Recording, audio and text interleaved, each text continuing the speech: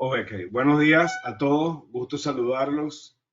Para nosotros es un gran honor, un enorme placer contar con la presencia del profesor Oliveros, quien es egresado del Instituto Escuela en Caracas. El profesor Oliveros continuó sus estudios superiores en la Universidad Central de Venezuela, donde se graduó de economista, y entonces allí también hizo una especialidad en política y comercio petrolero.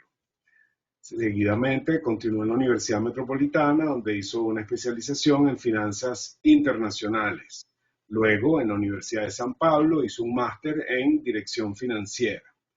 Dentro de su amplia experiencia laboral, podemos compartir con ustedes que trabajó en el Banco del Caribe, en la gerencia de riesgo, y en la cigarrera Bigot, en la gerencia de finanzas.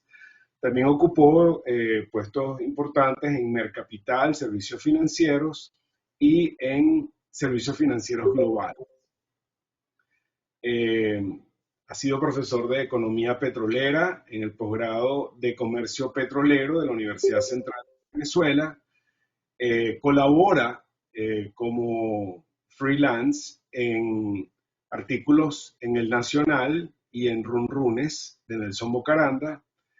También es profesor de Economía Internacional en la Universidad Metropolitana y su cargo actual es decano de la Facultad de Ciencias Económicas y Sociales en la Universidad Metropolitana. Por favor, demos la bienvenida al profesor Oliveros a la charla de hoy. Adelante, Luis. Gracias, Arnaldo, y gracias Un por decir minuto, que Luis, gradué. por favor, apagar las cámaras. El que no apague la cámara lo voy a tener que retirar de la sala. Gracias. Adelante, Luis. Gracias, Arnaldo, y gracias por poner que me gradué en el Instituto Escuela. Creo que es la primera vez que me lo ponen. No sé si tú estudiaste allá o alguien de los que está aquí estudió allá, pero gracias. Bueno, mira, vamos a empezar a hablar un poquito de perspectivas y propuestas para Venezuela. La idea es que yo hable 35 minutos y luego hablemos un poquito de algunas preguntas, algunas respuestas, ¿no? Así que bueno, vamos a empezar. Yo voy a hablar un poquito de la agenda, es hablar sobre el entorno económico, vamos a hablar un poquito de entorno social, es una lámina apenas de entorno social, y pasar por algunas variables macro para poner un poquito los pies sobre lo que está pasando en Venezuela y algunas cosas que nosotros estamos viendo que pueden pasar por lo menos a finales de este año. Luego vamos con las propuestas petroleras. Tal como conversamos el miércoles, yo les pasé el link, creo que les pasé el libro, les pasé el link del libro en el cual colaboramos con la gente de la Católica y de la Konrad Adenauer. Es un libro bien interesante que hicimos sobre propuestas económicas del presente y futuro de Venezuela. Y un poquito aquí voy a hablar al respecto y luego las ideas finales. Esta presentación es un resumen por el tiempo que tenemos, bueno. Entonces es un resumen de presentaciones un poco más extensas, ¿no? Lo primero, bueno, el entorno. Tenemos que tener en cuenta que Venezuela hoy es un mercado mucho más pequeño del que habíamos tenido hace 6, 7, 8 años, con una tasa de inflación elevada y hoy, tristemente, con unas probabilidades importantes de caída en el PIB, cosa que no teníamos en el radar, o por lo menos no teníamos como una probabilidad tan alta cuando empezamos a analizar, cuando estamos en el 2022, pensando en el año 2023. Casi este primer semestre, el 2023, ha sido muy malo, y eso lleva a pensar que tal vez esta economía tenga un retroceso o un crecimiento bastante modesto, ¿no? Y bueno, el entorno social, rápidamente, aquí Venezuela es el único país de la región que ha tenido disminuciones en la población. Eso es un tema que todos lo conocemos tristemente, un tema mucha gente se ha ido de Venezuela, los números apuntan a entre 6 y 7 millones de personas. La migración ha generado que se perdiera o que se haya perdido el bono demográfico, lamentablemente. Según el encuestador o las cifras que tú tomes, el total de hogares venezolanos en pobreza puede estar en 55, 60, 65%. Nosotros colocamos 65%, el último número que vimos, y calculamos entre Encovi, Consultores 21 y otras encuestadoras, ¿no? Cuando se le pregunta a los venezolanos hoy cuál es el principal problema que tienen, el problema político está bastante lejos. El principal problema para los venezolanos es la inflación. Y bueno, cuando vienes de 3 años de hiperinflación, cuando has tenido una persistente inflación elevada, alta, obviamente que la inflación tiene que tener un peso importante en tus preocupaciones, más aún cuando los ajustes en el salario no han sido del mismo porcentaje, ¿no? Un tercio de la población no come 3 veces al día. Esto, si bien es muy lamentable, muy triste, este número era mucho mayor años anteriores. No estoy diciendo que ahora estamos muy bien para nada. Un tercio es un porcentaje de población muy elevado, muy grande, hay cosas, hay mucho por hacer. Indica que hay un problema importante en Venezuela, ¿no? Bueno, cuando se habla de los temas económicos en Venezuela, llama la atención que por primera vez aparece el desempleo. El desempleo aparece como en el segundo lugar entre los problemas económicos del país. Esto llama mucho la atención y tiene también mucho que ver con, bueno, lo lento que ha estado la economía en estos primeros meses del año. Y un 25% de la población aproximadamente recibe remesas, promedio puede estar entre 50 y 70 dólares, dependiendo de la clase social reciben más remesas, dependiendo de las regiones reciben, mientras más alejado estés de Caracas, las remesas que reciben son menores. Entonces, ciertamente, las remesas han llegado a formar parte o tienen un peso importante ahorita en la economía. Yo digo aquí, no voy a decir lamentablemente, porque obviamente a la gente que le llega la remesa le ayuda y le resuelve un problema, por lo menos lo ayuda a comer, pero un país que dependa de las remesas no es un país que esté pensando en crecer de manera importante, ni que tenga niveles de crecimiento o de desarrollo sostenido en el tiempo, ¿no?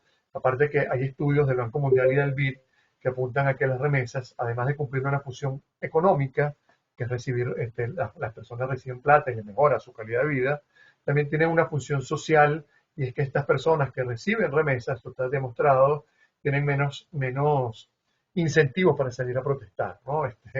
Es como la remesa es como un tranquilizante social, por llamarlo de alguna manera, ¿no?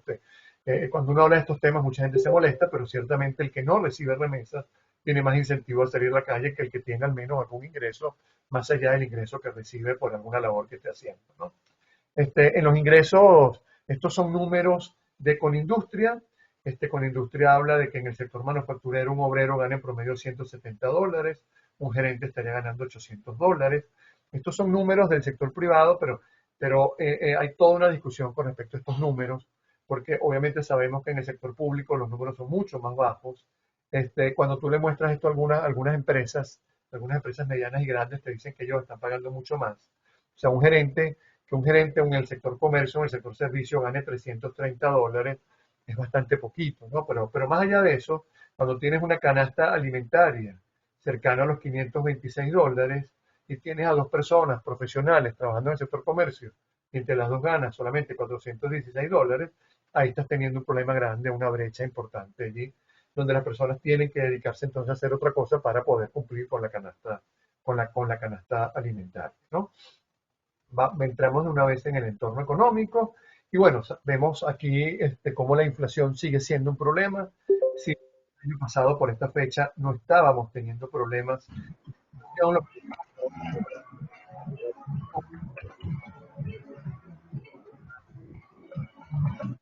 hemos tenido comportamientos inflacionarios. Enero tuvimos un 42%, estas son cifras del Banco Central. Eh, este, Estas cifras en algunos meses son hasta mayores que las que han calculado empresas privadas.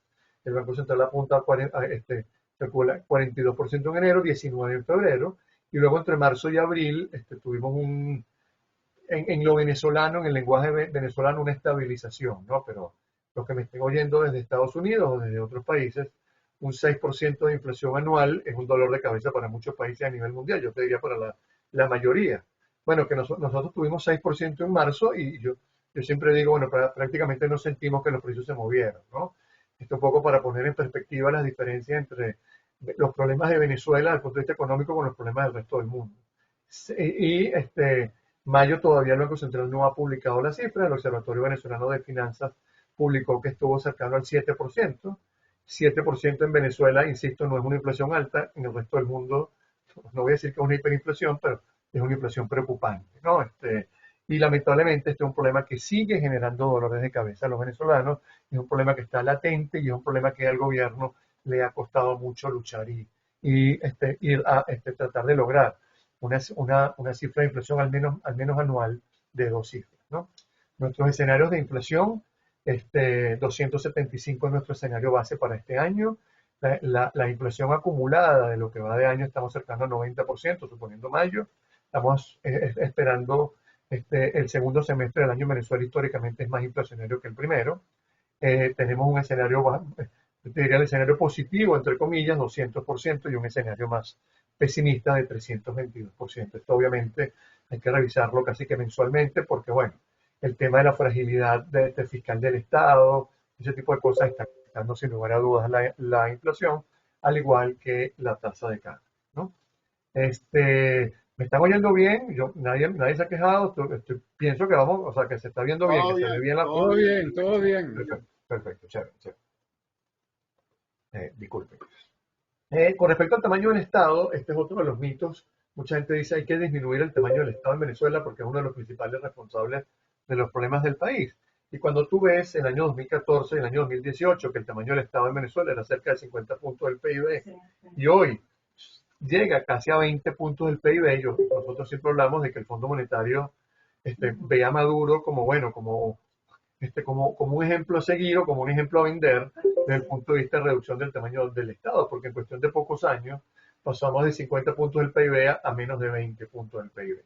Obviamente, esa reducción en el tamaño del Estado ha generado cualquier cantidad de inconvenientes, comenzando desde la provisión de servicios públicos, el tema de subsidios, un conjunto de cosas que la población no estaba preparada y obviamente se le generaron muchos inconvenientes. Hoy se puede decir que el problema principal del Estado venezolano no es su tamaño, sino es la generación de ingresos. Y cuando uno ve la diferencia entre lo que era el tamaño del Estado, por lo menos en el año 2018, versus los ingresos que tenías, y veía una diferencia de casi 20, 25 puntos, tú empiezas a entender por qué Venezuela cayó en hiperinflación. La mayoría de esa brecha fue financiada a través del Banco Central. Y por allí empezamos 3 años de hiperinflación muy duros, muy largos, muy complicados. La hiperinflación es una fábrica de pobreza y aunque las cosas han disminuido desde el punto de vista del tamaño del Estado, el gobierno, el Estado, pues, porque en Venezuela el gobierno de Estado lamentablemente es lo mismo, pero el gobierno tiene un enorme problema hoy y es generar ingresos, entre otras cosas por el colapso de la industria petrolera. Que se pueden hacer, observar, que se pueden hacer, que puede seguir disminuyendo el tamaño del Estado, mira, sin lugar a dudas. La CBG, por ejemplo, yo soy de los que piensa que hay que privatizarla y privatizarla ya. Hay un conjunto de cosas que se pueden hacer, ¿no? Pero insisto, ya se ha hecho un esfuerzo increíble, un esfuerzo muy importante por la reducción del tamaño del Estado, pero el esfuerzo debería estar en generar ingresos. Pero bueno, sabemos bien las particularidades que tiene la economía venezolana actualmente, ¿no? Lo otro que tenemos es la evolución de la tasa de cambio, y en los primeros 3 meses del año pasado la tasa de cambio bajó su valor. Luego tuvimos un repunte en mayo y luego vinieron los problemas en agosto, noviembre y diciembre, entre otras cosas, porque bueno, el Banco Central se quedó sin divisas, empezaron los problemas de corrupción, no es que empezaron los problemas de corrupción, se hicieron conocidos, se hicieron vox populi los problemas de corrupción en PDVSA, los barcos que se perdieron y bueno, etcétera, etcétera, etcétera. Todos aquí saben muy bien las cosas que han estado pasando en PDVSA, pero lo que llama la atención es que cuando comparo los primeros 3 meses del año pasado con los 3 meses de este año, los 4 primeros meses o 5 primeros meses, estoy viendo un comportamiento en este año mucho más agresivo de aumento de la tasa de cambio que lo que tuvimos el año pasado. Eso sin lugar a dudas, lo podemos ver desde dos perspectivas. La primera perspectiva es que una de las cosas que se le estaba pidiendo al Banco Central era que devaluara más rápido el tipo de cambio y que se pegara a la inflación para no generar una sobrevaluación de la moneda.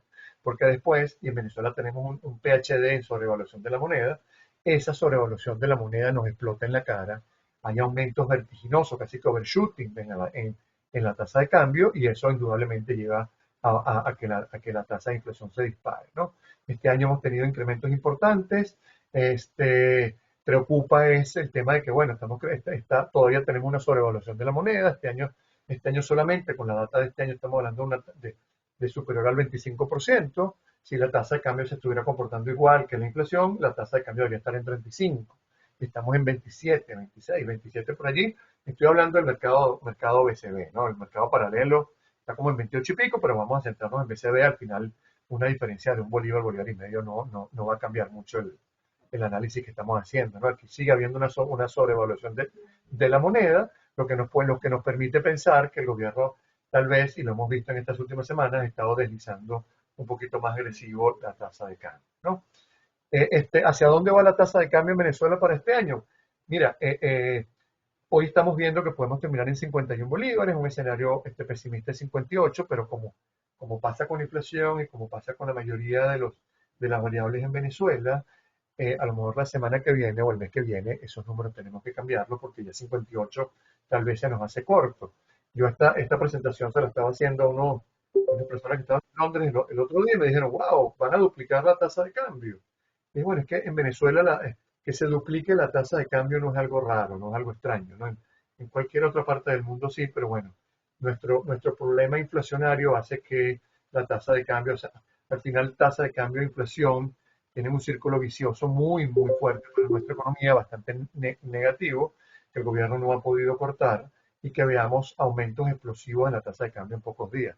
Nos pasó en agosto, muchos clientes, o bueno, no muchos, algunos clientes escribían en agosto, nos llamaban, wow, ¿qué está pasando en la tasa de cambio? Bueno, lo que pasa siempre en Venezuela, o lo que estamos acostumbrados a pasar, que se hizo alguna planificación mal hecha o alguien dentro del gobierno decidió corregir la tasa de cambio y estamos viendo crecimientos explosivos, ¿no? Ojalá que se haya aprendido la lección. La buena noticia de todo esto, y esto lo podemos hablar después, es que los dólares de Chevron, que han estado cercano entre 35 y 40% de las intervenciones cambiarias, han permitido cierto oxígeno a las reservas internacionales del Banco Central. Con lo poquito que está produciendo Chevron, hoy representa cerca del 35-40% de la intervención cambiaria en Venezuela, ¿no? Para que tengan una idea de que si se le permite a Chevron aumentar producción o que entre Eni y Repsol, pudiéramos tener una estabilidad económica mayor, menor inflación y una tasa de cambio también más estabilizada, ¿no? Bueno, esta es la producción petrolera venezolana de los últimos 18 meses. Esto parece como cuando vamos al médico, al cardiólogo, cuando ya estamos pensando que vamos hacia niveles de 900.000, 1 millón de barriles, vuelve otra vez un ajuste. Tuvimos una disminución importante en julio del 2022 que llegamos a 629.000 barriles. El último número del OPEP para abril apunta a 810.000 barriles. A inicios de mayo estábamos en 835, 840, pero con los problemas que ha habido, sobre todo el servicio público, el tema de electricidad, servicio de electricidad, esos números han estado disminuyendo, ¿no? Yo voy a adelantar, bueno, vamos a esperar 2 láminas más para hablar sobre la proyección de producción petrolera para este año. El otro tema importante aquí, y obviamente para Venezuela, desde chiquito hemos aprendido a ver el precio del petróleo para saber cómo va esta economía. Había alguien que decía que en Venezuela no había presidentes malos, sino presidentes que tenían precio del petróleo alto y precio del petróleo bajo, ¿no? Bueno, con Chávez y con Maduro ese dicho no tuvo mucho sentido, pero ciertamente cuando analizamos los primeros meses del año pasado, los descuentos, todos sabemos bien que por el tema de sanciones, Venezuela tiene que salir a vender crudo a descuento. Los descuentos estaban promediando 20-25%. Los últimos cálculos que hemos hecho apuntan a descuentos entre 35-40% y en algunos momentos hasta de 50%. Esto sin contar con el tema de corrupción y todo eso. Solamente estamos hablando de los descuentos que tiene que hacer PDVSA en el mercado asiático para poder hacer atractivo su petróleo, ¿no? Obviamente este aumento en los descuentos tiene consecuencias en flujo de caja y tiene causas en, obviamente, en primer lugar, sanciones, pero en segundo lugar, la invasión de Rusia a Ucrania, que ahora el crudo ruso está compitiendo con el crudo venezolano en estos mercados y automáticamente Venezuela tiene que hacer más atractivos esos precios para poder generar interés en sus crudos que sabemos muy bien y los que están en esta sala seguramente lo saben mejor que yo, tiene unos grados API menor que lo que tiene el crudo ruso, los refinadores en Rusia, los refinadores en Asia conocen más ese crudo, lo prefieren, etcétera, etcétera, ¿no? Y bueno, el tema de escenarios yo soy de los que piensa, y si alguien se molesta, es mi opinión, no espero que la compartan, solamente estoy dando mi opinión. Venezuela no va a alcanzar el 1 millón de barriles. El presidente actual de PDVSA prometió 1 millón de barriles para agosto. Estábamos en una reunión y yo le dije a los que estaban allí una reunión, yo le dije a los que estaban del gobierno allí, le dije que eso era imposible de lograrlo. No hice la apuesta porque, bueno, son capaces de llegar para que yo pierda la apuesta, pero más allá de eso, vemos hoy, yo por lo menos creo que es muy difícil no solamente llegar al millón de barriles en agosto. Agosto es en 6 semanas, un poquito más, pero bueno, como en 6 semanas, pero adicionalmente nuestro mejor escenario, el escenario más optimista, no ve que Venezuela pueda llegar este año a niveles de 1 millón de barriles de producción. Ojalá y me equivoque, ojalá y Venezuela llegue al nivel de producción de 1 millón de barriles y lo sobrepase, pero nosotros creemos que sin esta flexibilización, el tema de sanciones, más otro conjunto de cosas que hay que hacer en la industria petrolera, que la vamos a hablar más adelante, y que también estoy convencido que muchos de los que están en la sala las tienen muy claras, es prácticamente imposible pensar que Venezuela pueda llegar al millón de barriles en el año 2023. Solo Chevron no puede hacer el árbol completo de llegar a 1 millón de barriles. Aparte que Chevron tiene una capacidad instalada en Venezuela que está muy cerca de lograrla con el nivel actual de producción. Así que pensar en 100.000 barriles adicionales que pueda colocar Chevron en Venezuela en lo que resta de año, a mí me parece utópico, insisto, ojalá y me equivoque, me encantaría equivocarme, y Chevron pueda llegar a 200.000, 250.000 barriles, niveles que yo veo que es imposible que logren, pero bueno, que ojalá que lo logren, y que Venezuela pueda llegar al millón y pico de barriles este mismo año 2023. ¿Okay? Con respecto a la recaudación tributaria, estamos viendo cuando comparo los primeros 5 meses del año 2023 con lo que pasó en el año 2022, aquí hago un paréntesis, en el año 2022 la recaudación fue la sumatoria, el tamaño de la recaudación del 2022 fue igual a la sumatoria 2020-2021. O sea, la recaudación tributaria en Venezuela está aumentando de manera importante. No lo está haciendo solamente por sobrevaluación cambiaria, hay un esfuerzo aquí por recaudar impuestos.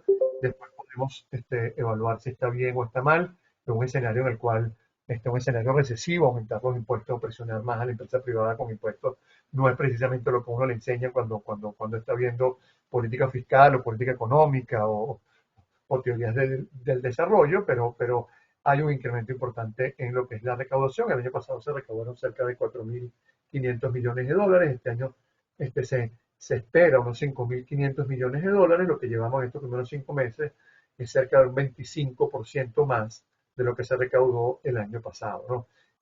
Bueno, y para que sepan, no es que estoy calculando en bolívares, estoy calculando en dólares.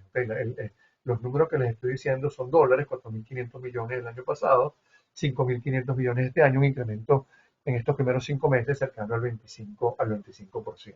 ¿No?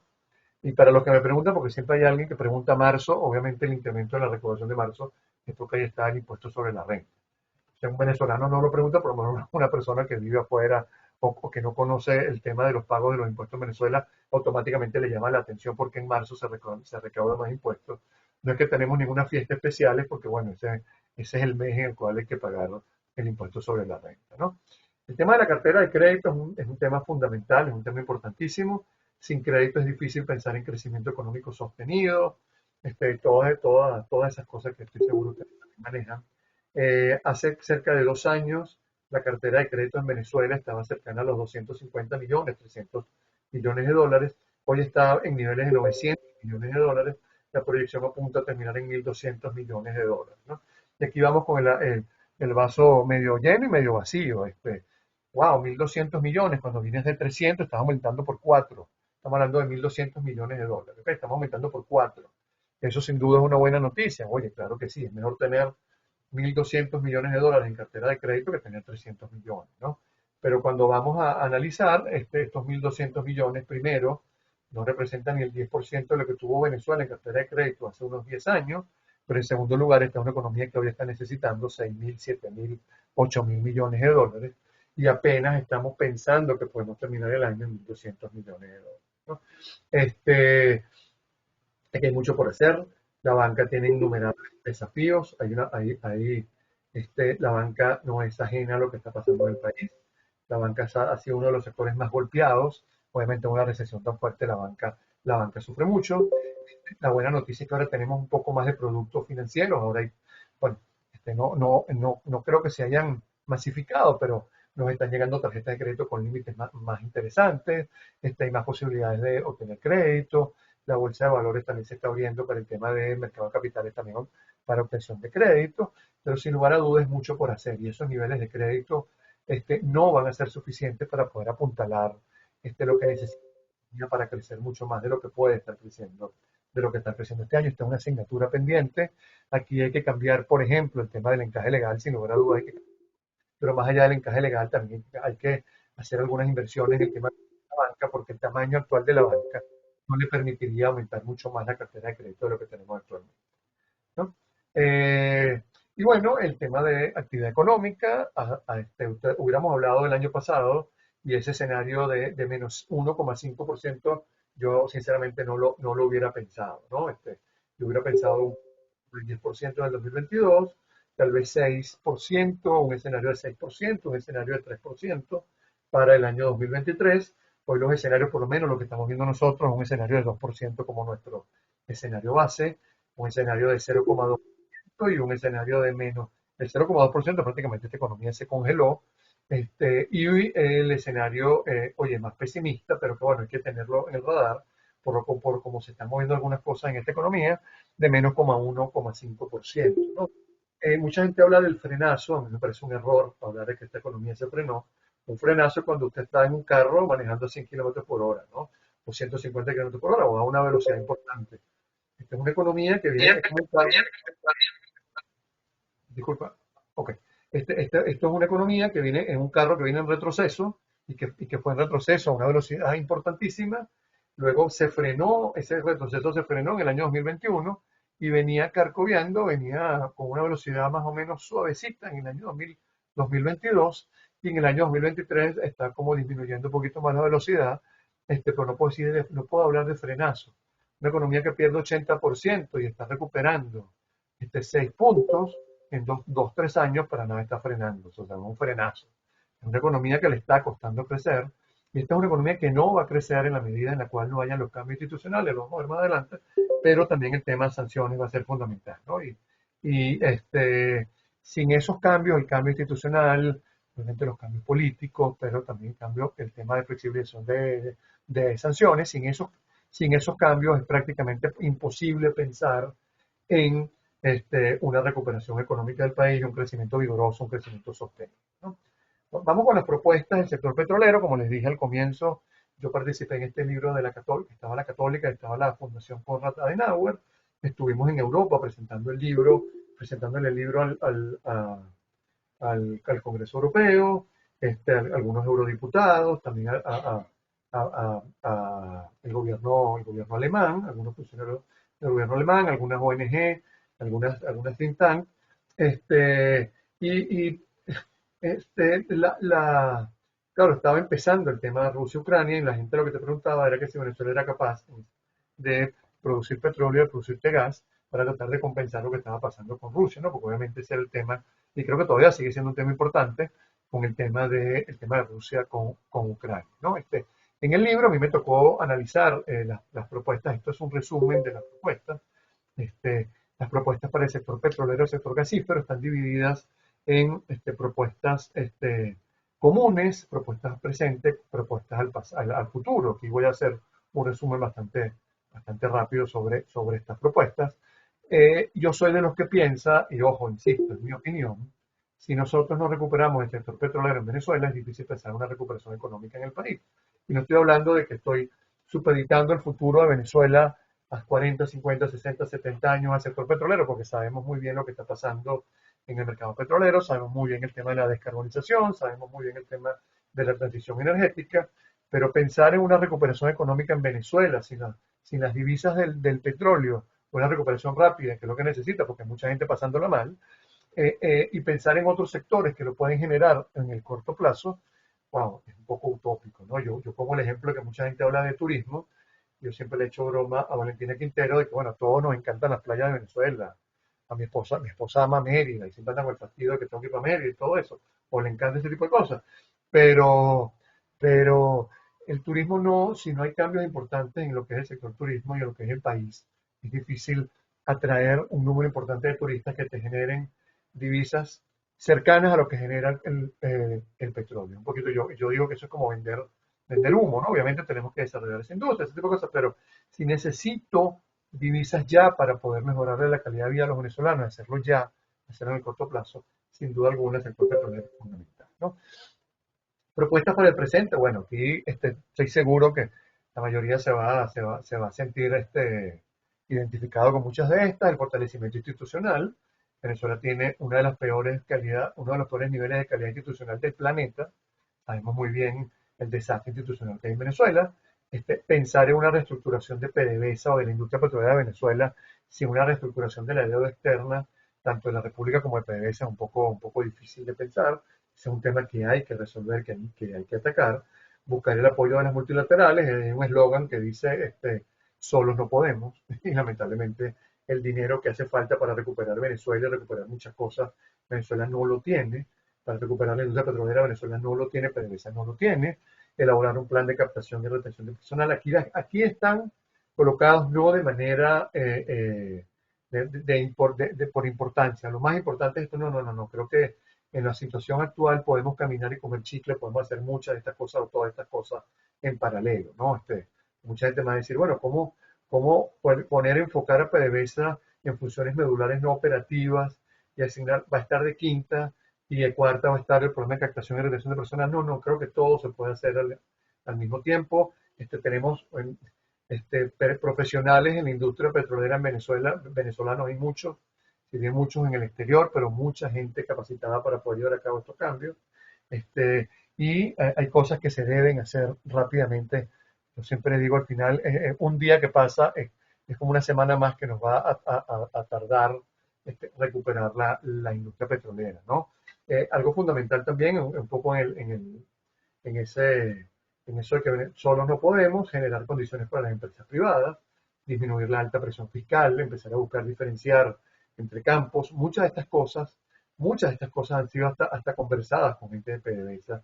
Yo, para que tengan un poco, la dinámica de esto era hacer mesas de trabajo, y las hacíamos por Zoom, donde colocábamos algún tema y lo conversábamos con varios expertos, y luego invitábamos a personas a que, más o menos lo que ustedes hacen aquí, bueno, poníamos a estas personas primero a hacer esta presentación, a hablar sobre algún tema, hablamos sobre marco regulatorio, hablamos sobre el tema del default, hablamos sobre recuperar PDVSA, ese tipo de cosas, y luego venía una sesión de discusión y de preguntas y respuestas, ¿no? Eso creo que está colgado en la página de la Católica, pero era muy interesante porque también tuvimos una sesión, obviamente eso no se puede publicar, con gente de PDVSA, y había muchos de los puntos que estamos tocando aquí que están totalmente de acuerdo, ¿no? Tampoco hay que ser un erudito en economía o en petróleo para entender que, por ejemplo, hay que invertir en la recuperación de la infraestructura del país porque las caídas en el servicio eléctrico están afectando actualmente la industria petrolera venezolana. Si yo quiero atraer empresas privadas, nacionales y extranjeras, yo tengo que trabajar en brindarles una estabilidad macroeconómica, pero aparte trabajar en la gobernanza, reglas del juego claras, cumplir con los contratos, y algo que no hace PDVSA del 2016, publicar información, ¿no? PDVSA no publica información del 2016, Banco Central no publica PIB y algunas otras cosas para balanza de pago desde el 2019. Instrumentos de reformas legales, regulatorias, bueno, yo soy economista, yo quiero que ahí se puede más o menos hablar, revisar lo que hablaban los abogados, tengo un abogado en la casa que ha trabajado con esto, pero pues las cosas que más salieron fue reformar la ley orgánica de hidrocarburos. Más allá de hacer ese conjunto de reformas, aquí la clave es que la ley se cumpla, ¿no? Esta es una de las cosas que siempre te dicen todas las empresas que han estado en Venezuela o que están en Venezuela. Mira, déjame la ley orgánica de hidrocarburos como está bien, yo puedo trabajar con ella, pero haz que se cumple. Bueno, la vamos a reformar. Bueno, si la vas a reformar, reforma el artículo 25, el 22, que PDVSA no tenga que tener a juro la mayoría accionaria en la empresa mixta y todo, etcétera, etcétera, etcétera. Pero aquí la clave es que la ley se cumpla, ¿no? Y esto es uno de los temas primordiales, importantes y que hay que tener en cuenta en Venezuela, ¿no? Revisar el artículo 3 de la ley de hidrocarburos gaseosos, incluir cláusulas de arbitraje internacional o foros neutrales para poder resolver los conflictos. Esto también va muy de la mano de la baja confianza que hay en las instituciones en Venezuela. Hay que derogar la ley orgánica de reordenamiento del mercado interno de los combustibles líquidos, la ley orgánica de reservas al Estado, las actividades conexas a las actividades primarias de hidrocarburos, que sabemos que eso fue un verdadero desastre. Potenciar las empresas mixtas, ahí es donde puede estar buena parte del futuro de la industria petrolera venezolana, porque ahí no hay que hacer muchos más cambios de algunos temas legales, ofrecer otro tipo de esquemas de asociación de empresas privadas, recuperar la industria del gas natural, que yo sé que yo siempre le he hecho broma a mis amigos del gas natural porque les digo que es como el hermanito feo de la familia energética, pero sin lugar a dudas el gas natural va a tener un papel preponderante en la matriz energética mundial y Venezuela tiene bastante gas y posibilidades para explotarlo, ¿no? Y esto es algo que hace cualquier empresa en el mundo y lo debería estar haciendo PDVSA en esta industria. Bueno, revisar un poco qué está haciendo el mundo en materia de mejores prácticas productivas, evaluación, etcétera, para poder revisar qué podemos hacer nosotros en PDVSA. Revisar el actual esquema de subsidios a los combustibles, colocando el ejemplo de la experiencia de Irán que fue de la mano con el Fondo Monetario. Si bien haya habido avances importantes, había una disminución importante en lo que es el subsidio a la gasolina y a los combustibles, sigue existiendo problemas allí, sigue existiendo un subsidio importante. Yo soy de los que piensa que hay que ir acabando con ese subsidio. Eso lo podemos conversar después. Hay muchas maneras de implementarlo para que no impacte tanto a las personas de bajos recursos, pero hay que entender que ese subsidio a la gasolina es regresivo, solamente lo tiene quien tiene carro, no precisamente si bien no el que tiene carro tiene una mejor posición que los otros, estás beneficiando a una pequeña parte de la población con ese subsidio a la gasolina. Bueno, crear centros de investigación y desarrollo en temas de hidrocarburos, analizar los cambios en la matriz energética mundial. Yo el miércoles conversaba con algunos de ustedes. Nosotros aquí tenemos algunos grupos que hablamos de estos temas, pero en Venezuela esos temas son esotéricos. No es que nosotros no le queramos parar, no. Hay un grupo que sí le paramos, sí, trabajamos, estamos pensando futuro en esto, pero en Venezuela tenemos tantos problemas y hay gente que tiene tantos problemas y PDVSA tiene tantos problemas que aparte de hablarles de matriz energética mundial, es como ponerles un punto más sobre problemas más inmediatos que tienen. Y es un poco grave, porque una de las cosas que yo les decía es que tienes que tomar en cuenta los temas ambientales. Lo que pasa al norte de Monagas es un tema fundamental y es un tema que hay que atacar, no solamente por el dinero que se está perdiendo por esa fuga de gas, sino por el impacto que le estás generando a el medio ambiente. Bueno, es un poco el resumen de las propuestas del presente. Las propuestas para el futuro, y me estoy extendiendo un poquito, me quedan menos de 10 minutos, ya con esto termino, ya llevo un poquito, ya estoy por encima de los 30, pero un poquito propuestas al futuro, después lo podemos, un resumen, política de reducción de costos, PDVSA tiene que reducir costos, hay que ver, obviamente, PDVSA como tal puede ser inauditable, pero bueno, hay que ver qué se puede hacer y qué se puede revisar al respecto, hay que retomar las ideas del Fondo de Estabilización Macroeconómico y estudiar un fondo de ahorro intergeneracional. Tuvimos un fondo de estabilización en 1998 con Caldera, con niveles de precio del petróleo de $7. Tuvimos algo parecido, un fondo de estabilización económica con Gómez, con Cárdenas, en la Unidad del Tesoro y todo ese tipo de cosas, pero se perdió en el camino. Bueno, mira, ¿por qué no pensar en un fondo de estabilización? Obviamente es difícil venderle al país que vas a ahorrar con una situación tan delicada como esta, pero bueno, puedes hacer esfuerzos para empezar a hacerlo. Incorporar a Venezuela en convenios internacionales sobre transparencia y rendición de cuentas, no pensar únicamente en petróleo, sino también en energía, actualizar esa cadena de suministros y pensar en mejores prácticas para que se traduzcan en ahorros, un poco de la mano de la política de reducción de costos, ¿no? Con este objetivo de crear ventajas competitivas la voy a pasar rápidamente. Aquí en PDVSA hay mucho por hacer, hay mucho por hacer, y no digo PDVSA, digo en total la industria petrolera, hay muchas cosas por trabajar. Y bueno, las ideas finales, y un poco mucha gente nos decía, bueno, pero ya va, ¿por qué ustedes están trabajando en propuestas si aquí no se ve un cambio político en el corto plazo? ¿Le estás haciendo el favor a quién? O sea, ¿por qué estás haciendo esto? Les digo, bueno, mira, es un poco absurdo pensar que aún con este sistema político que tenemos actualmente, no pueden ciertas personas trabajar en propuestas de recomendaciones para reconstruir nuestra economía.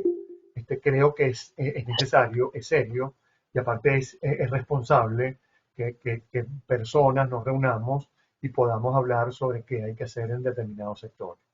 Que bueno, que lo va a agarrar determinado gobierno y lo usa, bueno, si lo usa y cambia la manera en la cual está haciendo las cosas, bueno, bienvenido, qué bueno, excelente noticia. Pero sabemos muy bien que a algunos no les va a gustar o perderían poder, o bueno, ustedes saben muy bien algunas de las cosas que estamos diciendo aquí que no van de la mano de lo que ha sido el manejo de la industria, el manejo de la economía en estos últimos años, ¿no? Ideas finales, aquí son 3 láminas, ya con esto termino. Pensar que sin calidad institucional, sin gobernanza, sin Estado de Derecho, sin transparencia, rendición de cuentas, respeto a los derechos de propiedad, con régimen fiscal flexible, donde si yo tengo un campo con unos crudos mucho más costosos o más difíciles de sacar que otro, tenga el mismo sistema fiscal. Eso es estúpido, eso no debería ocurrir. sin estabilidad macroeconómica, sin acceso a la información, derechos humanos, incentivo a la inversión nacional, es difícil pensar que esta economía se pueda recuperar. Insisto, con el tema de sanciones, es imposible pensar en una recuperación con el tema, más aún como están constituidas las sanciones. La realidad de nuestro país impone cambios radicales y urgentes. Se impone una profunda revisión del modelo de desarrollo de Venezuela, el cual dicte las bases para el aprovechamiento racional del potencial energético del país, del potencial energético del país, porque hay que pensar también no solamente en petróleo, hay que pensar en muchas más cosas como por ejemplo el gas, ¿no? Hay que aprender de los errores del pasado, ¿no? Que se han cometido y se han cometido muchísimos. Y construir la voluntad política, que es una de las cosas que yo veo más difíciles en Venezuela, construir una voluntad política para emprender necesarias reformas, sin duda son elementos importantes para recuperar nuestra economía. Hay que tener en cuenta que el mercado energético es hoy uno muy diferente al de décadas anteriores. Nos toca competir con otros países para atraer inversiones. El ejemplo, hace 10 años, Venezuela, de 10, 15, 20 años, cuando Venezuela salía a buscar capital para su industria petrolera, le era relativamente fácil. Ahora tienes que competir con Guyana, ahora tienes que competir con Brasil, con Colombia, una cosa que era realmente imposible de pensar hace unos años. Competir con Guyana por capital, bueno, esos son los cambios que hay que hacer y no solamente estamos hablando del mercado petrolero, el mercado energético, la descarbonización, la matriz energética, ese tipo de cosas ahora hay que tenerlo en cuenta a la hora de pensar qué debemos hacer para atraer inversión extranjera, ¿no? Y bueno, Venezuela debe estar atento a los cambios en la matriz energética, preparando una estrategia robusta de cara a la incertidumbre del futuro en el mercado energético. Insisto, esto es un wish list. Hay muchas cosas que hay que hacer ya, hay muchas cosas pensando en el futuro, pero este es un documento pensando en que, bueno, se puede recuperar la industria, se pueden hacer cosas interesantes, el país lo necesita sin lugar a dudas, y hay mucha gente, insisto, pasándola muy mal y que agradecerían mucho que tuviéramos un cambio importante en el manejo de la industria. Bueno, lo dejo hasta aquí. Voy a cerrar la presentación porque si fue un problema para abrirla, la voy a cerrar para poder conversar con ustedes ya más directamente. ¿Ok? Entonces, bueno, aquí voy a cerrar y los estoy escuchando. ¿Ok? Ok, muchísimas gracias, Luis. Vamos a hacerte las preguntas a la velocidad del sonido y espero que nos des descuento. Mira, no, voy a saltar algunas preguntas, voy a empezar quizás por un tema que nos interesa mucho a nosotros. ¿Cómo piensas tú que se financiará PDVSA en las primeras de cambio en un nuevo gobierno, siendo una empresa extremadamente endeudada, con juicios en su contra y sin el personal en el campo idóneo? Bueno, mira. A ver, PDVSA primero tiene que ordenar la casa y tiene que ordenar también lo que son el tema del default, ¿no?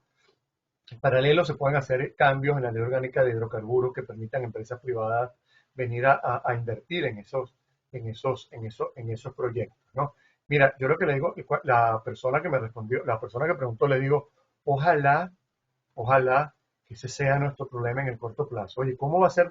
Ya tuvimos un cambio, PDVSA ahora vamos a cambiar, está cambiando la industria, ¿de dónde vamos a sacar la plata? Yo creo que obviamente, muchas de las cosas que dije, a PDVSA le toca ser eficiente, a PDVSA le toca cambiar la gobernanza, a la industria le toca hacer muchas cosas, pero creo que hay posibilidades para hacerlo. Insisto, atraer capital extranjero cambiando los porcentajes de las empresas mixtas. Muchas empresas quieren volver a Venezuela no solamente para cobrarse de sus deudas, sino también para seguir produciendo en Venezuela. Yo creo que hay posibilidades para hacerlo. También con el concurso de las multilaterales. Las multilaterales no le vamos a pedir que invierta en petróleo, pero las multilaterales pueden ser un oxígeno para atender otras necesidades, mientras los recursos del país o los recursos de la inversión extranjera se destinan a la inversión en petróleo, a la inversión energética. Te hacen una pregunta curiosa. Mira, ¿cuál es el mayor obstáculo que tiene el gobierno para implantar el modelo chino? Es decir, un partido fuerte con un régimen económico flexible. No somos chinos. O sea, Maduro no es chino y su grupo no es chino. O sea, Venezuela no va al modelo chino. O sea, a nosotros nos han vendido el modelo chino, nos han vendido el modelo. Ahorita está de moda el modelo de Vietnam, pero Venezuela no tiene los costos. Hay muchas cosas por las cuales Venezuela no va a ser China. En China, a pesar de que hay un solo partido político, a pesar de que todos sabemos lo que hay ahí, en China hay una ideología hacia el tema de ser rico es bueno, el tema de la prosperidad, abrazar el capitalismo. O sea, hay muchas cosas en China que en Venezuela todavía no las hay. Este, eh, eh, Venezuela no, Venezuela, aparte que Venezuela creo yo que no tiene que estar copiando modelos, Venezuela tiene mucho, mucho por hacer, aunque suene, a mí me molesta leer a Dick Chopra y todas esas cosas, pero Venezuela tiene muchas cosas por hacer, Venezuela tiene muchas cosas que sacarle provecho y pudiéramos tener hasta nuestro propio modelo. El tema es que, bueno, sabemos bien que tal vez al gobierno o los problemas políticos el tema del gobierno no está pensando en eso de generarle prosperidad a la gente, ese tipo de cosas. Si tuviéramos un gobierno que quisiera generarle prosperidad a todo el país, creo que sería fácil empezar a hacer un cambio de 180 grados en la manera en la cual se maneja esta economía. Han habido cambios. El Maduro de hoy es más pragmático que el Maduro de años anteriores, pero todavía falta mucho. Hay grupos de poder que todavía, yo le digo los dinosaurios, este, son porque todavía piensan que la industria y piensan un conjunto de cosas como dinosaurios, pero sí creo que pueden haber cambios en el modelo venezolano. No tenemos que copiar el modelo chino porque no tenemos manera de implementar el modelo chino en Venezuela. Mira, Luis, te preguntan, si se mantuviera el régimen actual o el modelo económico actual, ¿qué proyección han hecho ustedes a partir del 2024 para el 2029, por ejemplo? No, yo veo una economía estancada. Yo veo que, por ejemplo, Venezuela se enfrenta a dos problemas y la economía se enfrenta a dos problemas adicionales de cara al 2024. Las elecciones en Venezuela, todos lo sabemos muy bien, ponen a buena parte de los inversionistas en el congelador. Déjame ver qué va a pasar de cara a tomar mis decisiones de decisión. Y cuando digo qué va a pasar, bueno, ¿quién va a ganar las elecciones? Hoy te diría, no saben poner bravos conmigo, hoy el favorito para ganar es Maduro, porque sabemos muy bien todo el movimiento de las elecciones que puede hacer. Pero adicionalmente tiene otro problema y es que en el año 2024 muy posiblemente ganen los republicanos. Por favor, no se molesten, por ahí vi que se conectó David Morán, no se vaya a poner bravo conmigo, un abrazo al camarada Morán. Y si gana DeSantis, que es más radical que Trump, creo que el tema de la licencia de Chevron la vamos a ver, tal vez no las quitan o van a ocurrir un conjunto de cosas. Yo creo que si no hay cambio político, es difícil pensar en crecimiento económico en 2024-2029. Yo veo más un estancamiento en la economía, veo una economía estancada en esos años. Ok, te dicen aquí, en el siglo XX y aprovechando la renta petrolera, Venezuela hizo inversiones considerables en educación como pocos países en el mundo. Porcentualmente hablando, el énfasis fue en la instrucción pública a 3 niveles. Vista la dramática caída de ingresos del Estado actual, ¿no sería extraordinariamente urgente pensar en modelos de financiamiento diferentes a los vigentes para la sobrevivencia o posiblemente reconstrucción del sistema educativo? Mira, el modelo educativo público en Venezuela es insostenible y fue creado bajo unas bases de una renta petrolera que va a estar creciendo constantemente y que va a tener niveles muy importantes, ¿no? Ojo, tuvo una calidad interesante, mucha gente se pudo educar gracias a ese sistema educativo, pero las cosas no se hicieron como deberían hacerse desde el punto de vista de sostenibilidad. Y hay que pensar en un modelo educativo que sea sostenible. ¿Cómo buscar fuentes de financiamiento? Bueno, creo que ahí hay que ponerse creativo. Creo que el 100% que el Estado lo tenga en la Venezuela actual es insostenible y por eso es que nuestros maestros, hay alguien que dijo, yo quiero los mejores maestros para mis hijos, pero no quiero pagarles el sueldo que merecen y no quiero que estudien educación. Y en Venezuela tenemos una realidad y es que en las universidades casi nadie está estudiando educación. Tal vez pasa un trimestre o un semestre y nadie se inscribe a estudiar educación. Y ese modelo hay que revisarlo, ese modelo hay que cambiarlo, porque es insostenible. Hoy casualmente son las elecciones en la Universidad Central, yo Dios mediante iré a votar después, pero sabemos muy bien que la muerte de la Universidad Central, los golpes que ha sufrido la Universidad Central, lo que ha vivido la Universidad Central, es un modelo que era insostenible. Y un gobierno que también lo ve como una amenaza porque ve que la educación y esa educación era una amenaza. Entonces, mira, yo estoy totalmente de acuerdo, hay que pensar en modelos urgentes de financiamiento y diferente a lo que tenemos. Pero hay que tener en cuenta algo, ese modelo colapsó, la educación venezolana colapsó, hay que cambiarla de manera importante. Te preguntan si tú crees posible y realista pensar en la reparación del daño reputacional a corto plazo ¿De quién? ¿De PDVSA? de Venezuela. Claro que sí. Si nosotros hay gente muy preparada y gente muy buena en el país, no solamente aquí en Venezuela, sino en el exterior. El problema de Venezuela no es que todos los venezolanos somos malos y por eso tenemos un daño reputacional.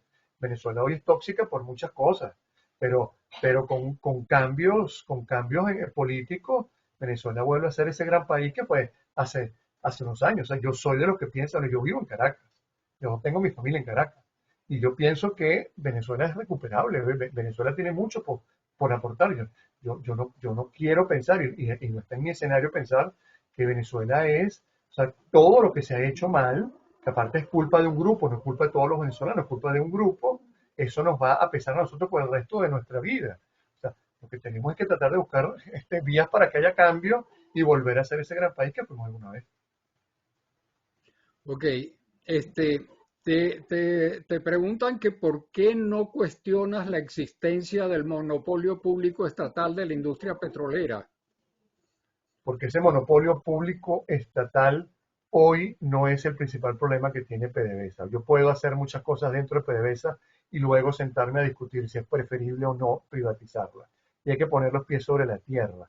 Si yo vengo con un discurso de privatización de PDVSA, no solamente no voy a encontrar consenso político, no voy a encontrar consenso en las Fuerzas Armadas, y si mi intención es llegar al poder y generar cambios, yo tengo que ver la manera de hacer cambios primero y luego vender una idea de privatización de PDVSA si es factible. Privatizar PDVSA no va a resolver los problemas de los venezolanos. Y disculpen, pero es mi opinión. Eso es una nube, eso es un pote de humo que se está vendiendo. Aparte, si hay algún momento en la historia que PDVSA tiene un valor bajo, es el día de hoy. Hoy PDVSA tal vez la peor PDVSA de la historia. Entonces vamos a salir hoy con el peor valor posible a privatizarla. Esa es mi opinión. Yo creo que hay muchas cosas por hacer primero, muchas cosas que arreglar primero y muchas cosas que devolver, que arreglar para ponerme yo a pensar en temas de privatización de PDVSA. Aparte que insisto, yo necesito, si hay un cambio político en 2024, necesito consenso político y necesito consenso militar. Los que estamos en Venezuela lo sabemos muy bien, pero también los que están afuera y que han metido cabeza al tema Venezuela, al tema transición de Venezuela, yo no puedo llegar con un rifle amenazando con hacer cambios radicales cuando primero tengo que hacer algunos cambios y ganarme confianza en muchos de esos sectores. Ok, mira, en aras del tiempo vamos a pasar a las preguntas orales y le vamos a pedir a las personas que no tarden más de 2 minutos. Entiendo que te quedan 5 minutos nada más, Luis. Sí, me puedo quedar unos 10 minutos. Podemos hablar con 2, 3 personas. Ok, perfecto. Entonces vamos a darle la palabra. El primero que la pidió es Pedro. Adelante, Pedro. ¿Me escucha? Sí. Colega Oliveros, muy amplia su presentación. ¿Cómo manejar la corrupción y la función de las Fuerzas Armadas? Ok. La corrupción y las Fuerzas Armadas se manejan con calidad institucional. Si tú tienes una calidad institucional, si tú tienes instituciones que sean serias, que sean independientes, que tengas un banco central que no responda a los caprichos fiscales del gobierno, que tengas Estado de Derecho, que tengas un conjunto de cosas, que tengas instituciones de calidad, rendición de cuentas, gobernanza, cosas, transparencia en el manejo de los recursos, pero transparencia además para informar y para publicar cifras. Tú allí estás atacando a la corrupción y también estás poniendo no voy a decir limitando, pero sí cambiando un poco el rol de lo que pueden tener las Fuerzas Armadas.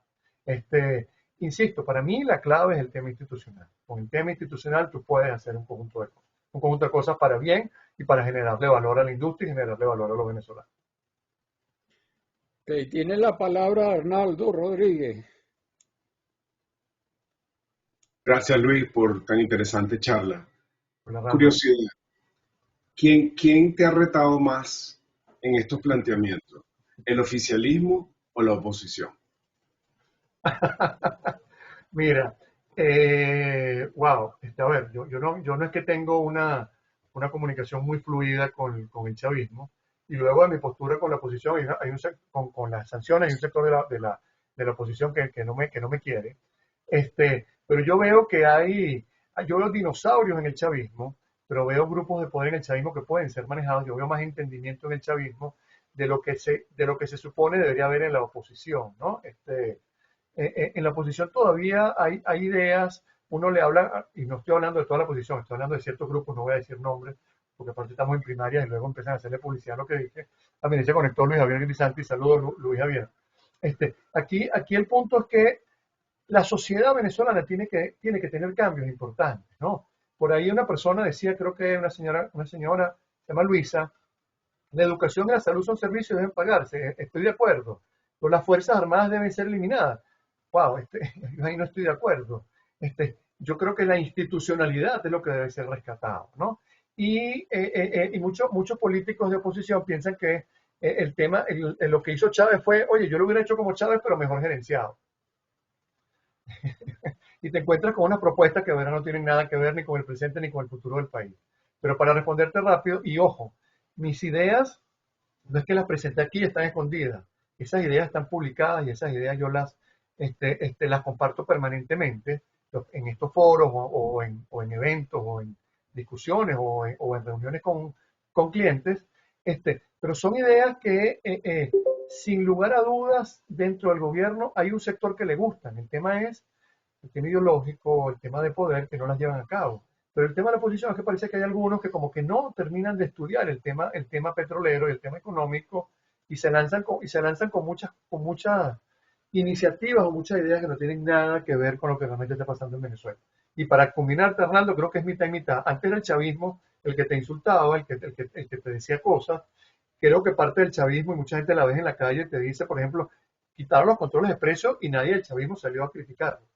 O sea, qué bueno que quitaron los controles de precios, porque gracias a que no hay control de precios, ahora hay productos. Pero dentro de la oposición, mucha gente te dice que como la inflación está muy alta, hay que volver a los controles de precios. Entonces, es una discusión un poco complicada. Gracias. Tiene la palabra Carlos Sánchez. Mira, yo simplemente voy a tomar un par de preguntas del chat que creo que son importantes. Una es, ¿qué otros Oye, Carlos, te oigo muy mal. ¿Me escucha ahora mejor? Ahora te escucho mejor, sí, sí. ¿Qué otros sectores diferentes de energía podrían producir algún ingreso importante? Ya dijiste que el turismo no.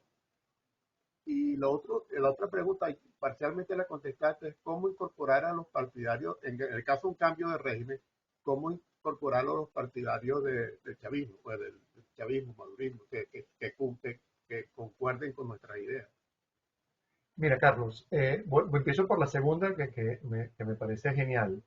Hay que entender que el chavismo hoy es un tercio del país, 30 y pico por ciento. Muchos dicen, no, ellos son el 8%. Después, cuando se acercan las elecciones, las encuestadoras empiezan a tener consenso en torno a que son 30 y pico por ciento, pero adicionalmente tienen gobernaciones, tienen alcaldías, tienen puestos de poder. Y tú tienes que incluirlos en un esquema, en una situación de transición. Yo sé que a mucha gente esto le molesta, mucha gente piensa que al llegar al poder los voy a perseguir. Bueno, déjeme decirle que esa visión de país, si esa es la visión, ninguna transición ha tenido éxito con esa visión. ¿Okay? Usted tiene que incluir en su paquete, en su transición, en su gobierno, a las personas a las cuales estás desplazando del poder. Pero aparte, invitarlas a que van a formar parte y que se van a beneficiar de las cosas buenas que vas a traer. Y yo aquí tengo oye, coincido con Juan Sao, eso sí es extraño. Coincido totalmente contigo, Juan, que hay otras alternativas muchas más atractivas que la teórica privatización de PDVSA. Estas son las cosas buenas de estos foros. Saludos a Juan. Pero mira, yo creo que hay que hacer política. O sea, la política es arte de generar consenso, no de perseguir al oponente. Y yo no voy a hacer lo que se le criticó en un momento al chavismo, que es que persigue a quien piensa diferente.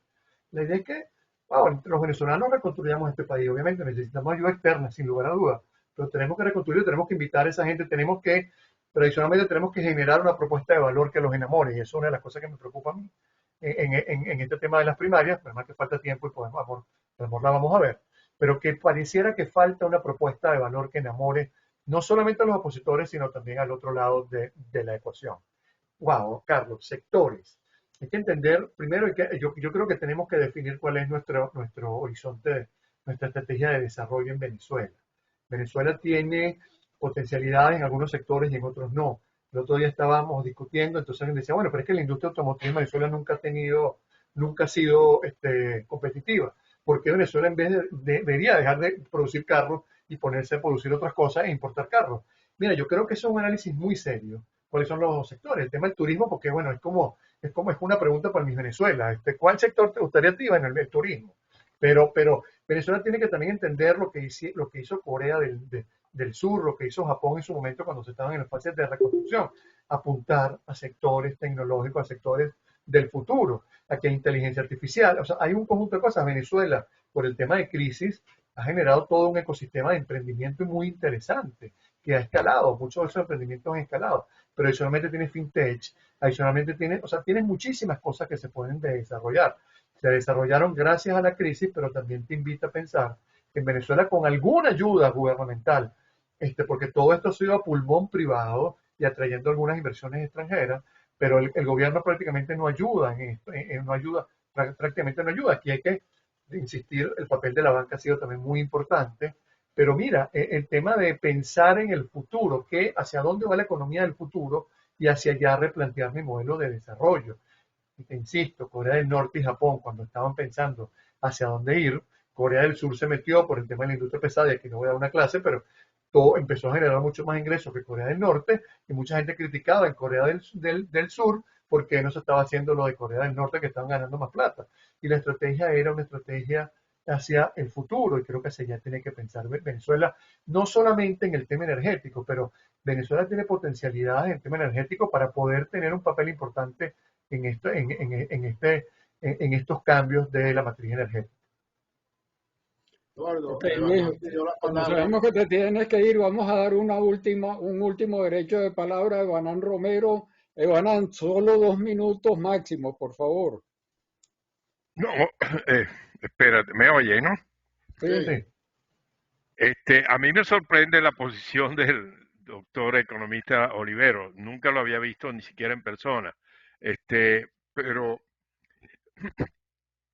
el resurgimiento de Colombia y el de Brasil con el Plan Real a fines de los 90 se origina en la eliminación del monopolio de la empresa estatal.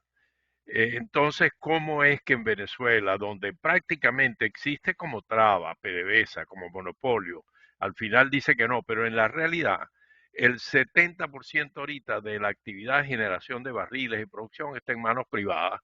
El gas está al 60% privada, la refinación no existe. Entonces, ¿por qué no provocar esta ruptura de este control asfixiante del monopolio que está allí para decir que no, aun cuando en realidad no está ejerciendo ninguna función como solía hacerlo en los comienzos de la creación en los 70 o 80? Esa es mi pregunta. ¿A qué se debe esa posición reacia? Ok, es sencillo. Nosotros no necesitamos privatizar PDVSA para traer capitales y apuntalar nuestra industria petrolera. Si yo cambio los porcentajes, por ejemplo, de las empresas mixtas, y que PDVSA tenga un 5%, un 10%, y una empresa extranjera, estadounidense, francesa, inglesa, tenga el 90%, estoy haciendo exactamente lo mismo y no tengo que pasar por el trago de venderle al país una privatización, buscar consensos políticos y consensos militares, ¿no? Recordemos que estos países lograron ese tipo de cosas sin tener el problema político que tenemos los venezolanos actualmente, ¿no? Yo insisto, creo que se pierde mucho y se pierde mucho esfuerzo, se pierde mucho tiempo y se ara en el mar vendiéndole al país que privatizar PDVSA le va a generar los mismos resultados que Brasil y que Colombia. Ojo, es mi opinión. Yo creo que con cambios en las leyes y con cambios en la institucionalidad, tú puedes atraer y lo vas a atraer inversión extranjera para que haga exactamente lo mismo que estaría haciendo en una PDVSA privatizada, donde PDVSA tenga un rol menor y esté ocupada en otras cosas y tengas empresas extranjeras o empresas privadas, nacionales, todas privadas, haciendo muchas cosas y recuperando la industria. No solamente la industria petrolera, no es solamente la producción petrolera, la distribución, sino también, como bien dijo el señor Romero, la refinación. Hay mucho por hacer, hay muchas cosas por hacer. Entonces, insisto, caer en la discusión de por qué tú no estás hablando de privatizar, hay que privatizar. No, ¿por qué no cambiamos en Boscan? ¿Por qué Chevron no puede tener 95%, 98% y PDVSA el 2X? Estoy poniendo ejemplos. O en cualquier empresa mixta, que PDVSA tenga un porcentaje muy bajo y de ese 90 y pico por ciento el Estado venezolano le cobre impuestos a esa empresa extranjera o esa empresa nacional privada.